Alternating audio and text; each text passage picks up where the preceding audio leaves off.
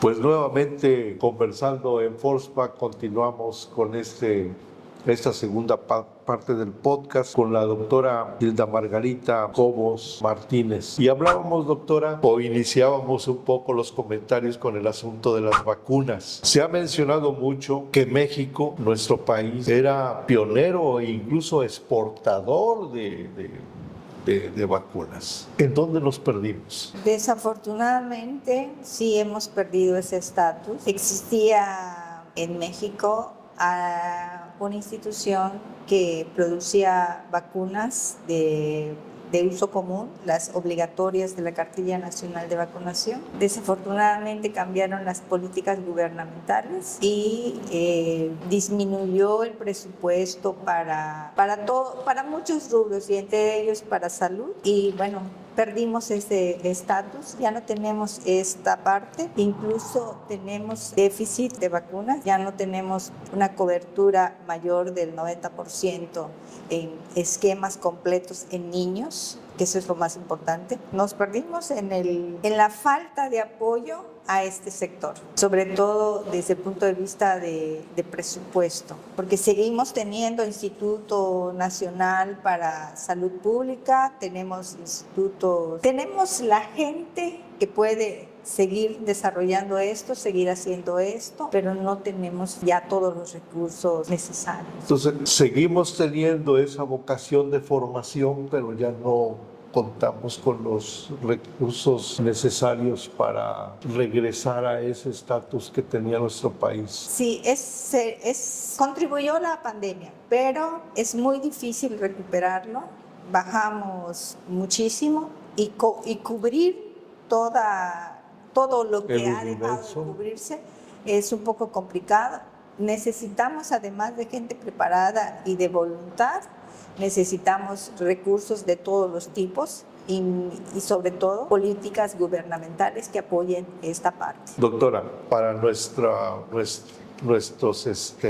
suscriptores y la gente que nos ve en nuestros podcasts, en sí, ¿qué es una vacuna? Una vacuna es un compuesto químico, definitivamente, desarrollado de diferentes maneras. Hay manera de desarrollarla. No soy experta en esto, pero por ejemplo, la vacuna de influenza es desarrollada en embriones de pollo y bueno, de alguna manera hay proteínas de lo que sirve de sustrato para producir. Hay una estimulación para producir anticuerpos y eso es lo que ellos prueban para mirar y poder modificar las partículas químicas para poder producir en el ser humano una respuesta inmune adecuada. ¿De qué manera, ya de alguna manera, en nuestra primera parte hablábamos de esas defensas naturales que tenemos? ¿Estas serían defensas externas, por así decirlo? No sé cuál sería. No, las vacunas lo que hacen es estimular, ya sea con partículas del agente causal de la enfermedad, específica para cada vacuna, modificada de tal manera que pueda estimularnos sin producir enfermedad. No nos ponen defensas, o sea, las defensas las hacemos nosotros. Nos ponen partículas del antígeno para poder desarrollar nuestras propias defensas. Existen algunas, no precisamente de este tipo de vacunas, pero son sueros que ponen ya con anticuerpos, pero no son precisamente para enfermedades, son para otro tipo de cosas. Por ejemplo, los sueros antiviperinos ya nos dan no tenemos tiempo suficiente para producir los nuestros porque el veneno es muy rápido, es muy activo, entonces nos ponen algo para contrarrestar esto. Y no es precisamente una vacuna como la que estamos hablando, pero es una manera de ayudar. Es una manera de protección rápida, inmediata, ¿no? Así es. Para cortar algún problema. Ok, nuevamente vimos el asunto de manera muy sencilla, que son las vacunas para nuestro público. Ya mencionaba usted de alguna manera cómo funcionan, pero reforcemos ese punto de cómo funcionan las vacunas en nosotros. Bueno, se han desarrollado vacunas específicas para diversas enfermedades, y cuando nos aplican una vacuna están estimulando en nuestro cuerpo los glóbulos blancos, linfocitos. Ajá. Y ellos producen ciertas moléculas que son los anticuerpos que contrarrestan estos antígenos que pueden estar en contacto con nosotros. La respuesta a una vacuna empieza a producirse desde el día que se aplican, pero pueden estar disponibles después de una semana, 10 días, y de esa manera empiezan a funcionar. Por eso, cuando, por ejemplo, gente que viaja a lugares en donde es endémica la fiebre amarilla, la vacunación debe de ser por lo menos 10 días antes del viaje para que sea efectiva. Okay. Si no es puesta antes de 10 días, el riesgo sigue existiendo. Okay. Por lo general, parece que no hemos tenido accidentes, porque mosco que transmite la fiebre amarilla existe en México, nada más necesitamos que venga alguien que tenga... Y que sea el transmisor. Muy interesante ese punto. Yo no sabía que existía aquí en México el mosquito. El que transmite la enfermedad existe en México. Sí. Okay. Y haciendo un refuerzo de lo que veíamos también en nuestra primera parte, doctora, usted mencionaba que pudiera ser que no pudiera ser que el virus sí se disfraza y sí muta. Entiendo por lo que nos acaba de explicar que la vacuna va a ser un refuerzo y va a estimular ciertos órganos, células, para que sea mucho más activo ese anticuerpo. ¿Es así o me estoy perdiendo? ¿Me podría repetir? Bueno, mencionaba usted que el virus muta, ¿no? A través de las vacunas que van de alguna manera a atacar también a ese virus, eso refuerza nuestro sistema inmunológico para que si es que hay alguna mutación también la identifique o qué pasa. Sí, así es. No todas las vacunas, no todos los virus mutan tan fácil. Tan rápidamente. Entre los que tenemos vacuna y que mutan con mucha frecuencia son los de la influenza. Y cada vez que recibimos una vacuna, estamos recibiendo una actualización para ese posible cambio del virus. Sí, definitivamente, con cada revacunación estamos siendo protegidos para esas mutaciones. Oiga, doctora, y la vacunación, por ejemplo, de esta última pandemia, ¿ya llegó para quedarse? ¿Tenemos que estarnos reforzando? Definitivamente. Si usted oye en las noticias, ya está circulando una nueva cepa que produce otra sintomatología, parece que menos agresiva, menos severa, pero por supuesto tenemos que recibir vacuna, pero vacuna actualizada. Eso es importante decirlo. Este año hubo vacunación con vacuna actualizada y se espera que este invierno, fines de otoño o principios de invierno, tengamos una vacuna actualizada.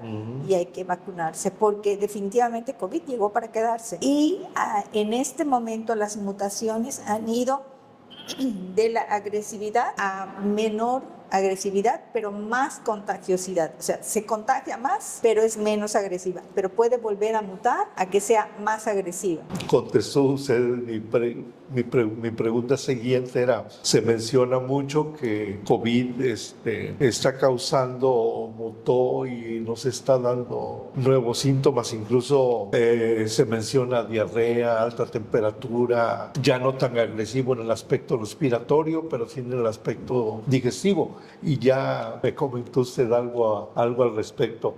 Entonces sí es importante que una vez que inicie la nueva campaña de vacunación, como comentaba la doctora, de esa vacuna actualizada, todos, y principalmente nosotros los que ya somos adultos jóvenes mayores. Así es.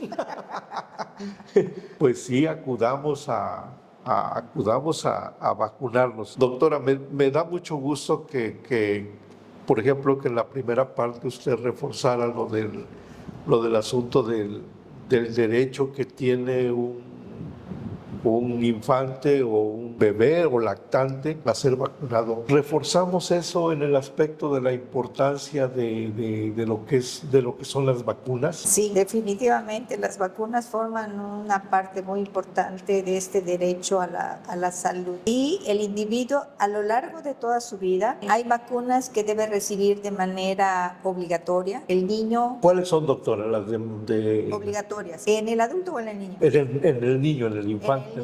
El niño cuando nace recibe una dosis de hepatitis B, recibe una dosis en México de tuberculosis que previene formas graves de tuberculosis, no la respiratoria. Okay. A los 2 meses el niño recibe una vacuna hexavalente que incluye hepatitis B otra vez, difteria, tosferina, tétanos, para Haemophilus influenzae y falta una, no la recuerdo, pero bueno. ¿Viruela? No.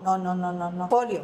A la polio. La polio en México ya no se usa de manera oral, ahora es inyectada. Solo existe para niños, para adultos ya no. Esa es una. A los 2 meses también recibe rotavirus, que fue un azote para la población infantil y muchas muertes por rotavirus, hasta que apareció la vacuna y nos llegó a México. También para neumococo, vacuna de neumococo. Estas vacunas se repiten en el esquema que debería de ser, es a los 2, a los 4 y a los 6 meses. En el sistema oficial solo pone neumococo a los 2, a los 4 y después hasta el año. El esquema que dice la Academia Americana de Pediatría, la Academia Mexicana de Pediatría, ellos recomiendan una dosis también a los 6 meses. Al año de edad se recibe la dosis de neumococo, la dosis de sarampión, rubiola y papera. A los 4 años, al año y medio hay un refuerzo de la hexavalente. A los 4 años hay un refuerzo de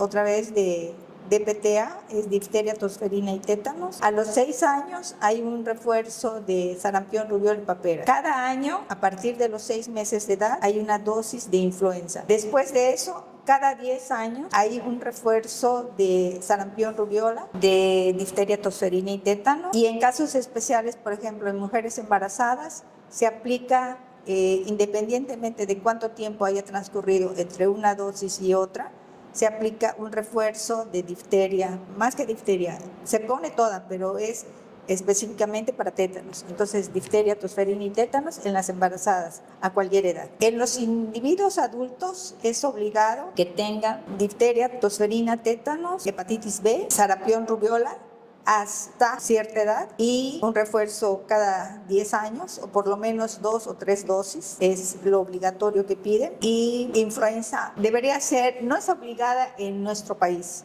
pero es muy recomendada sobre todo en gente que trabaja. Por ejemplo, la gente que está cautiva en plataforma, la gente que está cautiva en un barco, la gente que está cautiva en una cárcel o en un hospital, en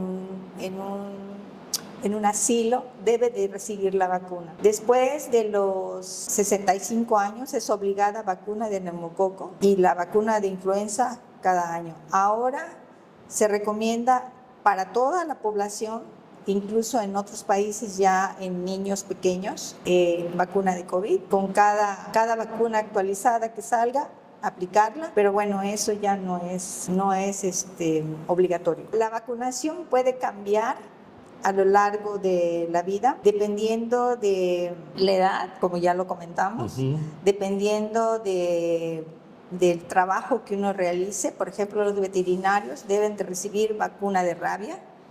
O sea, esa vacuna no es para todo el mundo, pero ellos. En ellos es obligado porque ellos tienen contacto con animales que pudieran tener. Así es, potencialmente ellos están expuestos, tienen riesgo. Incluso si lo oyeron en las noticias, aquí hubo un caso reciente de un animal con rabia en una veterinaria. Entonces es muy importante para los veterinarios esto. Para la gente que trabaja en lugares de riesgo para fiebre amarilla, deben de recibir la vacuna de fiebre amarilla. Para los viajeros que, aunque no trabajen, pero que vayan a un país donde la fiebre amarilla es endémica, hay que aplicar vacuna de fiebre amarilla. Hay otras vacunas y otras profilaxis que se tienen que hacer dependiendo del lugar a donde tengan que viajar. En cuanto a vacunas, es más o menos los esquemas. Así es de que recuerden, los que ya tenemos más de 65 años, neumococo, COVID, influenza, que serían las que tendríamos que cada año tener un refuerzo obligado. Hay algunas cuestiones, doctora, que también quisiera reforzar con usted respecto a nuestra primera parte. Y es, nuevamente, insisto en ese derecho que tiene el niño que no puede decidir, pero también insisto en ese joven que tiene esa mentalidad antivacuna. ¿De dónde nos llegó esa influencia antivacuna? Bueno, vivimos aquí al lado de Estados Unidos y bueno, ahí existen poblaciones que tienen esta corriente, probablemente de allá. Algunos países europeos, por las condiciones climatológicas en las que viven, son gente que siempre por naturaleza han tenido que defenderse de manera natural a las enfermedades. Y bueno, no es una corriente antivacuna, o sea, no es parte de su... ¿Una formación cultural? Probablemente, no quiero ser tan drástica diciendo eso, pero bueno, ellos así son y no sienten la necesidad. Sin embargo, el mundo está cambiando. O sea, las condiciones climatológicas, las enfermedades emergentes, el estilo de vida, los hábitos cambian, entonces quizá habría que reforzar esta parte, pero realmente hay esta corriente a nivel internacional. Alrededor del mundo hay gente que no, hay unos que son más por moda que por tradición. Oiga, doctora, bueno, ya casi estamos por terminar y sí me gustaría dentro de este podcast el promoverla, el promoverla. ¿En qué consiste su certificación por la Autoridad Marítima Noruega? Bueno, es una certificación que nos permite, estamos autorizados por el gobierno y por la autoridad marítima para poder determinar qué individuos que trabajan a bordo de barcos, incluso plataformas, tienen la aptitud para poder desempeñarse en los distintos puestos de trabajo. Seguimos una norma internacional que, por supuesto, muchos países lo hacen, está basada en la Organización Internacional de Trabajo y también en la Organización Marítima Internacional. Okay. Entonces, existen lineamientos internacionales y bueno, nosotros seguimos una regulación de la Autoridad Marítima de Noruega, pero que es aceptada a nivel internacional, pero que de manera general todos los países que tienen gente trabajando en esta área la tienen de alguna manera. Digamos, siguiendo ya casi cerrando nuestro podcast en este sentido, ¿por qué si está la organización, está OMI, está OIT a nivel internacional, no se ha estandarizado de alguna manera, no se han estandarizado los criterios precisamente que usted menciona en el sentido de aptitud para el trabajo marítimo? Yo creo que tiene mucho que ver la parte sociocultural y las políticas gubernamentales. Internas, ¿verdad? Sí, todos tienen derecho a lo mismo, todos deben de cumplir con lo mismo, porque las normas para hacer esto son semejantes en todos los países. Así es. Los equipos de protección, los equipos de auxilio están diseñados para gente sana de determinada índice de masa corporal para que puedan ser exitosos. Entonces, hay cosas que no es lo mismo trabajar en tierra que trabajar a bordo, totalmente diferente. Desde el medio de transporte en el que tenemos que usar para poder accesar al área de trabajo. Ese ya es un riesgo. Y usted más que yo conoce de esta área, el aditamento que utilizan para transportar a la gente de la superficie de la barcaza hasta el barco o plataforma se llama viuda, no en balde se llama así, ¿verdad? Entonces, los que hemos tenido oportunidad de abordar en una viuda, sabemos el riesgo. Entonces, por eso cuando miramos a alguien, evaluamos a alguien que va a trabajar en esto, tenemos que saber los escenarios de trabajo para poder decidir es apto o no es apto, porque no es lo mismo ser apto para laborar ahí que en tierra puede laborar sin gran problema. Entonces de ahí surgen variaciones para poder decidir es apto sin restricciones, es apto con restricciones o definitivamente no es apto para trabajar. ¿En dónde pueden consultar con usted respecto a este asunto? Claro, de la gente que necesita esta certificación, estamos en la página de la Autoridad Marítima de Noruega, en el apartado de médicos aprobados. Ahí está disponible toda mi información y de manera que pueden accesar a mí. Es a través de mi teléfono particular. Ok, ahí lo tiene usted también. Ahí está el teléfono y de esa manera nos contactan alrededor del mundo. O sea, viene gente de México, viene gente de otros países que labora en México o que va a ir o que de alguna manera está viviendo en México y va a laborar a otros lugares. Pues qué bueno, doctora. Y ya cerrando, le agradecemos que nos haya participado de su conocimiento. Hoy yo aprendí mucho. Creo que nuestra gente también ha aprendido algunas cosas y espero que sea el primero de muchos que podamos compartir con nuestra gente y que renovemos leyes, costumbres, hábitos, comportamientos en relación precisamente a estos temas que son tan importantes. Así es. Pues yo con mucho gusto, muy agradecida de estar aquí y cuando me inviten yo vuelvo a estar aquí. Muchas gracias, doctora. Forspa es calidad.